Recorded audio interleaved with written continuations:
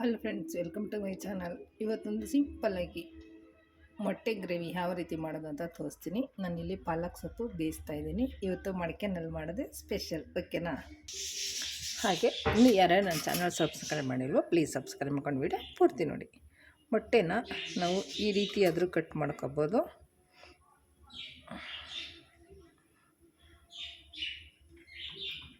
ಇಲ್ಲಾಂದರೆ ನಿಮಗೆ ಯಾವ ರೀತಿ ಬೇಕೋ ಆ ಥರ ನೀವು ಕಟ್ ಮಾಡ್ಕೊಬೋದು. ಇಲ್ಲಾಂದರೆ ಈ ರೀತಿ ಕೂಡ ನಾವು ಅರ್ಧ ಮಾಡ್ಕೊಂಡು ಕಟ್ ಮಾಡ್ಕೊಬೋದು.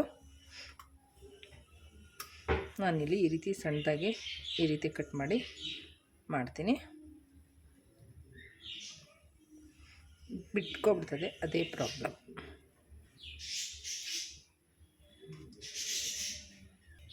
ನೋಡಿ, ಇಷ್ಟು ಕಟ್ ಮಾಡ್ಕೊಂಡಾದ್ಮೇಲೆ ನಾನು ಇಲ್ಲೊಂದು ನಾಟಿ ಮೊಟ್ಟೆ ತೊಗೊಂಡಿದ್ದೀನಿ. ಸೊ ಇದು ನಮ್ಮ ಮನೆಯದೇ, ನಮ್ಮ ಕೋಳಿಗಳದ್ದು, ಅದು ಬಾಯ್ಲರು. ಇದು ನಾಟಿ ಮೊಟ್ಟೆ ತೊಗೊಂಡಿದ್ದೀನಿ. ನಾಟಿ ಮೊಟ್ಟೆ ತಗೊಂಡು ಇದಕ್ಕೆ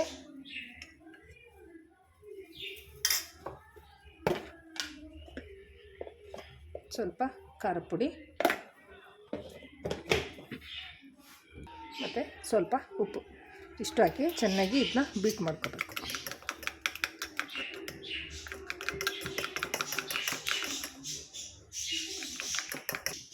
ನೋಡಿ, ಇದು ಬೀಟ್ ಮಾಡ್ಕೊಂಡಿದ್ದಾಗಿದೆ. ಒಂದು ಮೊಟ್ಟೆ ಹಾಕಿ ಸ್ವಲ್ಪ ಇಲ್ಲೇ ಎಣ್ಣೆ ಕಾಯಕ್ಕಿಟ್ಟಿದ್ದೀನಿ. ಈಗ ನಾವೇನು ಇಲ್ಲಿ ಕಟ್ ಮಾಡಿರ್ತೀವಲ್ಲ ಮೊಟ್ಟೆನ, ಇದನ್ನು ನೋಡಿ ಈ ರೀತಿ ಒಂದೊಂದೇ ಇದೆಲ್ಲ ದಿವಸ ಜಸ್ಟ್ ಅದಿದ್ರೆ ಸಾಕು. ಇದರಿಂದ ಫ್ರೈ ಮಾಡ್ಕೊಬೇಕು.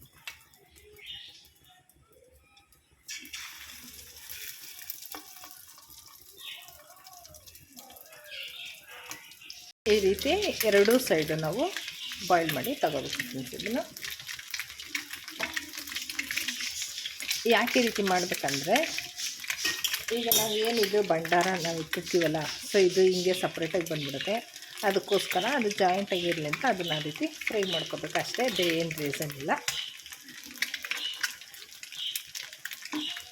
ಈಗ ಇದೇ ಥರ ಎಲ್ಲನೂ ಫ್ರೈ ಮಾಡಿ ನೀವು ತಗೋಬೇಕು. ಈಗ ನಾವೊಂದು ಅಡುಗೆ ಮಾಡೋಕ್ಕೆ ನಿಂತರೆ ಏನಾನ ವೆರೈಟಿಯಾಗಿ ನಾವು ಮಾಡ್ತಾಯಿರ್ಬೇಕು ಅಂತ ಒಂದು ಐಡಿಯಾ ಬರುತ್ತಲ್ಲ, ಮೊಟ್ಟೆ ಆಗಲಿ ಚಿಕನ್ ಆಗಲಿ. ಸೊ ಆ ಥರ ನಾವು ಒಂದು ವೆರೈಟಿಯಾಗಿ ಮಾಡ್ತಾಯಿದ್ರೆ ಮಕ್ಳಿಗೂ ಖುಷಿ ಆಗುತ್ತೆ, ತಿನ್ನೋವಾಗೂ ಡಿಫ್ರೆಂಟಾಗಿರುತ್ತೆ. ಈಗ ನಾವು ಬ್ಲೌಸ್ಗೂ ಸ್ಟಿಚ್ ಮಾಡಿದ್ರೆ ಅಷ್ಟೇ, ಒಂದು ಈ ಥರ ಹೊಲ್ದ್ರೆ ಯಾವ ರೀತಿ ಬರುತ್ತೆ ಅಂತ ನಮಗೆ ಐಡಿಯಾ ಅದು ಗೊತ್ತಾಗತ್ತೆ. ಮೊಟ್ಟೆನೆಲ್ಲ ಫ್ರೈ ಮಾಡಿ ಸೈಡ್ಗೆ ತಗೊಂಡಾದ್ಮೇಲೆ ಅದೇ ಬಾಣಲಿಗೆ ಇನ್ನು ಒಂದು 3-4 ಸ್ಪೂನ್ ಎಣ್ಣೆ ಹಾಕಿ ಅದಕ್ಕೀಗ ನಾವು ಮಸಾಲೆ ರೆಡಿ ಮಾಡ್ಕೊಳ್ಳೋಣ. ನಾನಿಲ್ಲಿ ಮಸಾಲೆಗೆ ಒಂದು ಗೆಡ್ಡೆ ಈರುಳ್ಳಿ ಸಣ್ಣ ಕಟ್ ಮಾಡಿಟ್ಟಿದ್ದೀನಿ. ನಿಮ್ಗೆ ಯಾವ ಸೈಜ್ ಬೇಕೋ ಅದನ್ನು ಎಣ್ಣೆನೆಲ್ಲ ಫ್ರೈ ಮಾಡೋಕ್ಕಲ್ವ, ದೊಡ್ಡದಾಗಿ ಹಾಕಿದ್ರೆ ಸಾಕು, ಚಿಕ್ಕದಾಗಿ ಹಾಕಿದ್ರೆ ಸರಿ. ಮತ್ತು ಒಂದು ಗೆಡ್ಡೆ ಬೆಳ್ಳುಳ್ಳಿ, ಒಂದು ಅರ್ಧ ಇಂಚು ಶುಂಠಿ ಹಾಕಿ ಖಾರಕ್ಕೆ ನಾನಿಲ್ಲಿ ಒಂದು 4 ಹಸಿಮೆಣ್ಸಿನ್ಕಾಯಿ ಮತ್ತು ಸ್ವಲ್ಪ ಇದು ಗ್ರೇವಿ ತಿಕ್ಕಾಗಿ ಬರೋಕ್ಕೆ ನಾನಿಲ್ಲಿ ಗೋಡಂಬಿ ಮತ್ತು ಮೆಣಸು ಹಾಕಿದ್ದೀನಿ. ಸೊ ಅದು ಸ್ಕಿಪ್ ಆಗಿದೆ. ಗೋಡಂಬಿ, ಮೆಣಸು, ಹಸಿಮೆಣ್ಸಿನ್ಕಾಯಿ, ಈರುಳ್ಳಿ, ಬೆಳ್ಳುಳ್ಳಿ, ಶುಂಠಿ ಇದಿಷ್ಟು ಚೆನ್ನಾಗಿ ಹುರಿದಾದ್ಮೇಲೆ ಸ್ವಲ್ಪ ಕೊತ್ತಂಬರಿ ಸೊಪ್ಪು ಹಾಕ್ಕೋಬೇಕು. ಇದಿಷ್ಟು ತಣ್ಣಗಾದ್ಮೇಲೆ ಮಿಕ್ಸಿ ಜಾರ್ಗೆ ನಾವೇನು ಫ್ರೈ ಮಾಡಿರ್ತೀವಲ್ಲ ಎಣ್ಣೆಯಲ್ಲಿ ಮಸಾಲೆಗೆ, ಸೊ ಮಸಾಲೆ ಹಾಕಿ ಮತ್ತು ಅದಕ್ಕೆ 1 ಸ್ಪೂನು ನಾನಿಲ್ಲಿ ಧನಿಯಾ ಪುಡಿ ಹಾಕಿದ್ದೀನಿ.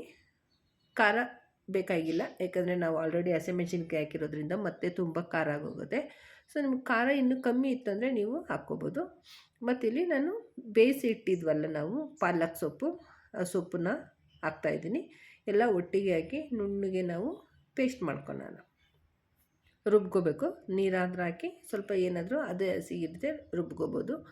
ಮತ್ತು ನಾನಿಲ್ಲಿ ಪಾಟ್ಗೆ ಮಡಿಕೆಗೆ ಸ್ವಲ್ಪ ಎಣ್ಣೆ ಹಾಕಿದ್ದೀನಿ.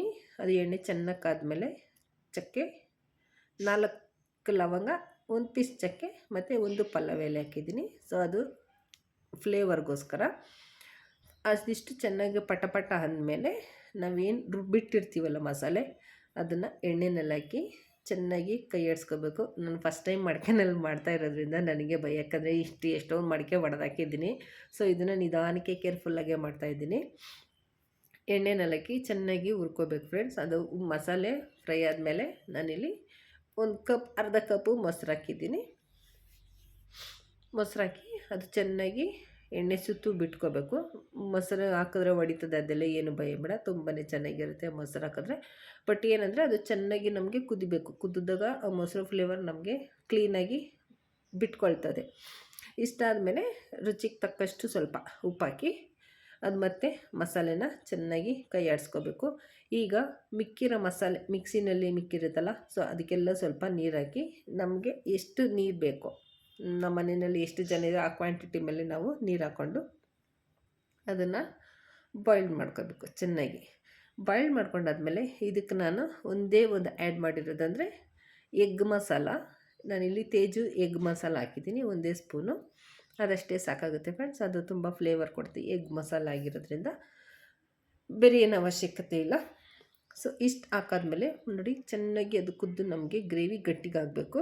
ಗಟ್ಟಿಗಾದ್ಮೇಲೆ ನಾವೇನು ಮೊಟ್ಟೆ ಫ್ರೈ ಮಾಡಿ ಇಟ್ಟಿರ್ತೀವಲ್ಲ, ಸೊ ಅದನ್ನು ಹಾಕಿ ಒಂದು 10 ನಿಮಿಷ ಚೆನ್ನಾಗಿ ಅದನ್ನು ಮೊಟ್ಟೆಗೆ ಮಸಾಲ ಫುಲ್ಲು ಹಿಡ್ಕೋಬೇಕು. ಅಂಥವರೆಗೂ ನಮಗೆ ಕುದಿಸ್ಕೋಬೇಕು.